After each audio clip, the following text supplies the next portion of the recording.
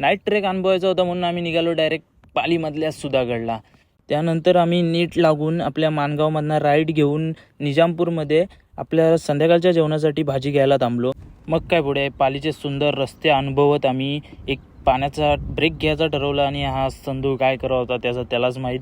त्यानंतरून संध्याकाळी आणलेल्या जेवणाचे तेल होतं ते तेल ह्या गाड्यान पिऊन टाकलं चुकून. त्यानंतरून थोडंसं पुढं गेल्यानंतरून आम्हाला परत मुळशी विरा निजामपूर नाका लागलेला आहे. या नाक्यावरनं लेफ्ट घेऊन सरळ जाऊन परत एक नाका लागला आम्हाला. त्या नाक्यावरनं सुद्धा लेफ्ट घेतला आणि मग थोडंसं पुढं गेल्यानंतरून संध्याकाळची वेळ झालेली. सुधागड नावाचा बोर्ड दिसला. बोर्डवरनं ठाकूरवाडी गावात जायचं होतं. थोडासा खराब रस्ता लागल्यानंतर मामा भेटले. मामांकडनं इन्फॉर्मेशन घेतली. गावात जाऊन गाड्या पार्क केल्या आणि या छोट्या मुलांनी मस्त स्वागत केलं. गड चढायला आम्ही स्टार्ट केला आणि या फिरोजने अंग टाकून दिलं. गडावरती गेल्यानंतर आम्ही ह्या भाज्या चिरून घेतल्या. गॅस पेटून मसाले भात शिजून घेतला आणि जेवायला बसलो. या कोवल्या थंडीमध्ये आणि गरम गरम मसाले भात हृदय डायरेक्ट मेंदूला म्हणाला वाव मन वाव.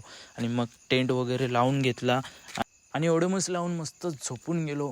जय शिवराय भावांनो, भेटू दुसऱ्या पार्टमध्ये.